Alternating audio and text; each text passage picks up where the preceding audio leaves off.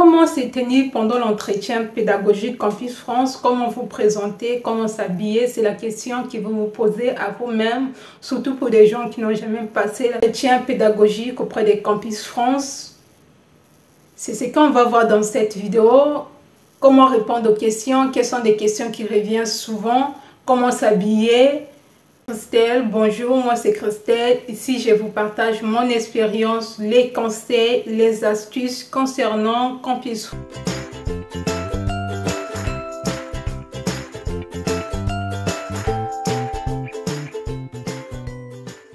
Donc, je disais comment se tenir pendant votre entretien, comment se préparer son entretien en avance avant de prendre rendez-vous. J'ai fait une vidéo sur ça.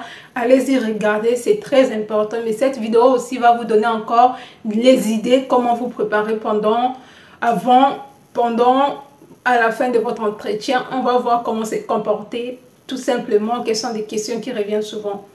Premièrement, il faut arriver à l'heure. L'heure est très important. Arriver au moins à 5 à 10 minutes d'avance, c'est très important parce que le temps de rentrer, de vous présenter à l'accueil, c'est très important. Le temps aussi qu'on informe la personne qui va vous passer l'entretien, ça aussi c'est des minutes, ça compte. L'habillement, vous devez vous habiller de façon décente avec les femmes. Ne venez pas avec des talons à tige. Ça ne sert à rien. Ne venez pas avec des décolletés. Venez avec des habits décents, des chemises, des pantalons larges. Les mini-jupes, non. Les culottes aussi, non. Respectez-vous. Faites comme si vous partez à un entretien d'embauche. Surtout pour des gens qui sont déjà en 3e année universitaire, une licence, master, c'est très important. Pour les bacheliers, encore on peut comprendre. Mais vous qui sont déjà dans le monde universitaire, habillez-vous décemment. Prenez de bonnes habitudes, comportez-vous bien. Quand vous arrivez, s'exprimer tranquillement, posé, ne soyez pas pressé dans les paroles, soyez posé. Une fois vous êtes présenté auprès de la personne qui va vous passer l'entretien, vous allez rentrer dans le bureau de la personne, là vous allez passer l'entretien. C'est pas à vous d'aller tirer la chaise pour s'asseoir. Attendez qu'on vous demande de prendre place. Attendez qu'on vous demande de prendre place, on vous demande de rentrer dans le bureau. C'est très important. De bonnes manières, c'est toujours important. Votre posture, comment vous êtes assis en face de la personne. Fixez la personne, regardez la personne, prêtez l'attention à la personne. Ne soyez pas comme ça là aussi, comme si vous étiez comment. Non, mais fixez la personne courtoisement, soyez droit. Si la personne vous pose des questions en souriant, vous pouvez aussi faire des petits sourires. C'est pas grave, c'est bien aussi. Mais ne souriez pas, non. Ça aussi, c'est pas demandé, c'est pas poli. Première question qui revient souvent, on va vous demander de vous présenter. Présentez-vous. Quand on vous demande de vous présenter, vous dites seulement votre nom, prénom. Si vous êtes déjà étudiant, vous êtes bachelier, moi, c'est pour dire, Christelle, je suis étudiant en telle année, j'ai eu mon baccalauréat en telle année, telle option, j'ai postulé à Campus France à telle formation. Voilà, n'allez pas vous donner la date, votre âge, votre date de naissance, non. Présentez-vous aisément, qu'est-ce que vous faites, votre nom, qu'est-ce que vous faites, quelle formation que vous avez choisi, quel niveau que vous avez choisi pour votre parcours Campus France. Parce que s'il s'agit de votre âge, la personne connaît déjà votre âge, la personne a tellement des informations pour vous poser toutes sortes de questions. Donc soyez bref au niveau de la présentation. Quand vous allez finir, vous restez posé, la personne comprendra que vous avez fini. Surtout que si vous le regardez en face, n'oubliez pas que la gestuelle aussi est très importante, le regard. Ne soyez pas timide. Ne regardez pas aussi la personne, vous fixez droit dans les yeux. Non, regardez la personne de façon posée, de façon respectueuse. Après la présentation, on va vous demander votre projet d'études. C'est quoi votre projet d'études?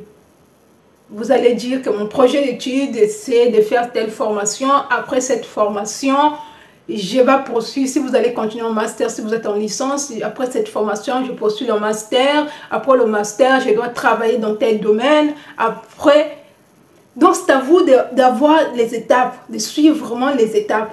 votre projet d'études, ce n'est pas seulement de faire la licence et travailler. Vous devez savoir dans quelle boîte, dans quelle entreprise que vous devez travailler, dans quel domaine vous devez vous travailler. Parce que dans certaines options, il y a des parcours, il y a plusieurs parcours. Donc, vous avez plusieurs débouchés. Voilà pourquoi c'est important de connaître les débouchés de votre formation.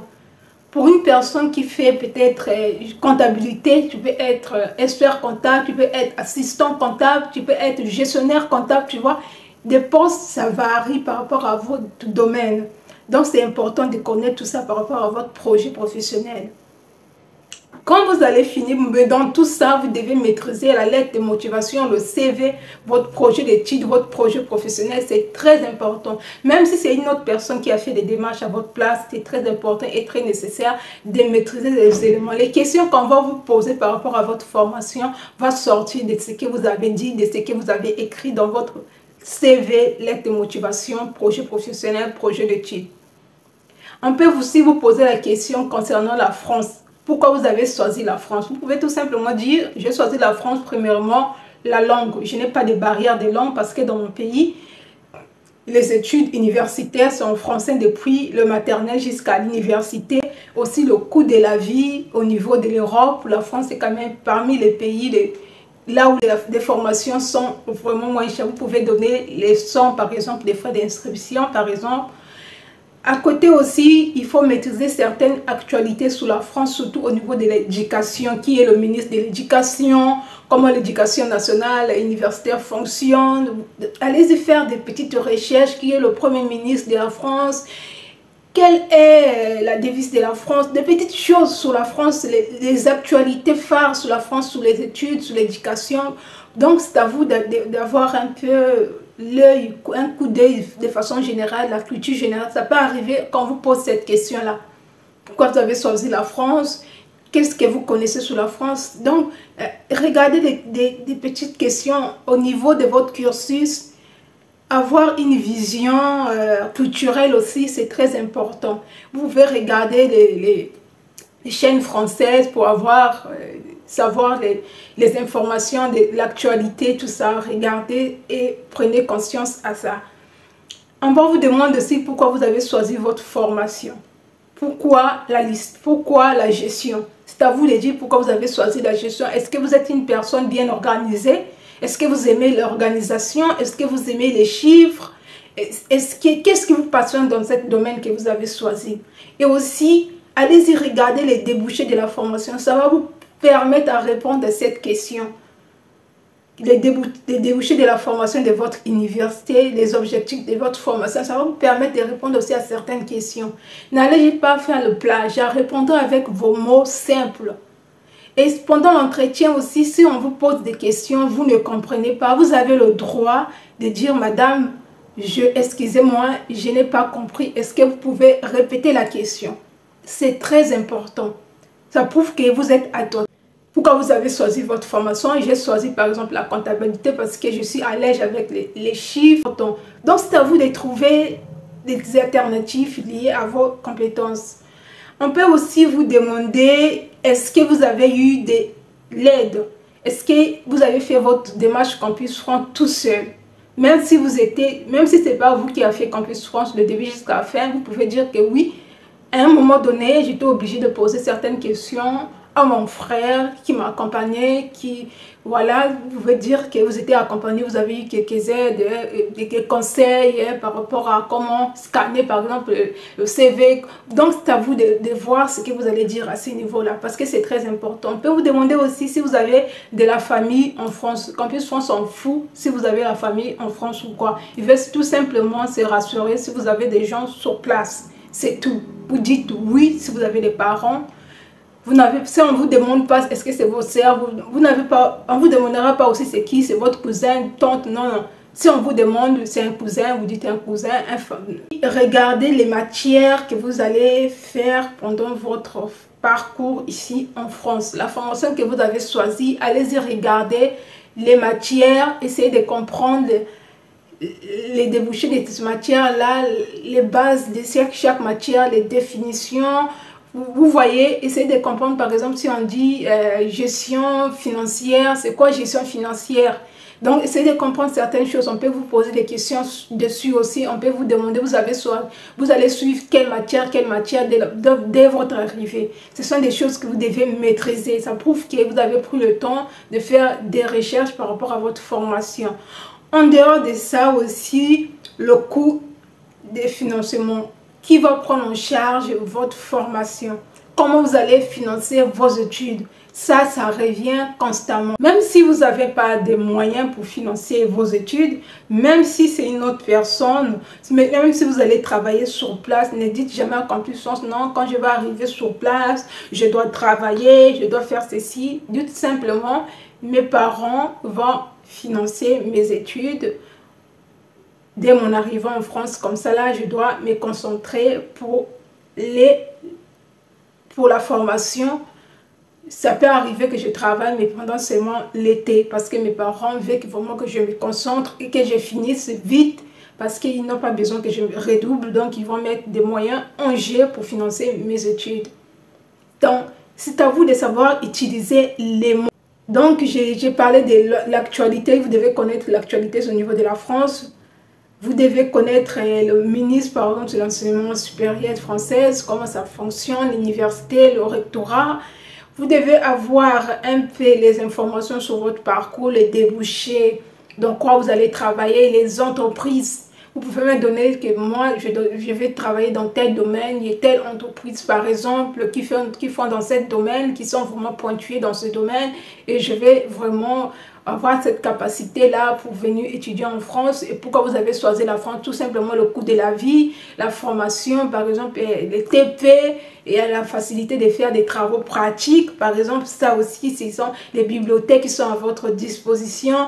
Donc, vous avez tout en fait devant vous. Vous avez tout pour réussir votre entretien Campus France. Mais c'est à vous de prendre le temps de bien faire des choses. À la fin de l'entretien, vous pouvez aussi poser les questions si vous avez des questions par rapport à votre procédure Campus France, les étapes qui vous restent après. Vous pouvez poser des questions par rapport à ça. Vous pouvez poser des questions parce que c'est toujours important. Et n'oubliez pas aussi, dès votre arrivée aussi, on peut vous faire passer quelques tests. On peut vous demander d'écrire quelque chose ou d'aller faire... On va vous mettre devant l'ordinateur. C'est à vous de savoir comment gérer votre stress aussi. Ne vous paniquez pas. Si vous ne savez pas, vous ne savez pas. Mais il est important de vous préparer, de bien se tenir. Votre posture, votre façon de parler aussi est importante. Façon de se tenir droit, de regarder la personne. Ne soyez pas timide. Ne soyez pas courbé comme ça. Ce n'est pas important. Cette posture n'est pas bien. Soyez droit, parlez aisément, répondez si vous avez la maîtrise des réponses, donnez-les. Ça ne sert à rien de faire le plagiat. N'allez dire jamais les choses qui, peut-être l'autre a dit, tu le dis parce que non, pourquoi la France? Non, parce que ma copine est partie en France. Non, ce n'est pas un projet professionnel ça. Donc, regardez bien votre lettre de motivation, regardez tout. Et faites-vous un point de vue commun par rapport à vous. Donc, c'était tout pour aujourd'hui. Si cette vidéo vous apportait la valeur ajoutée, n'hésitez pas de vous abonner, de liker, de partager dans vos groupes WhatsApp, afin de soutenir la chaîne. Je vous dis à très bientôt.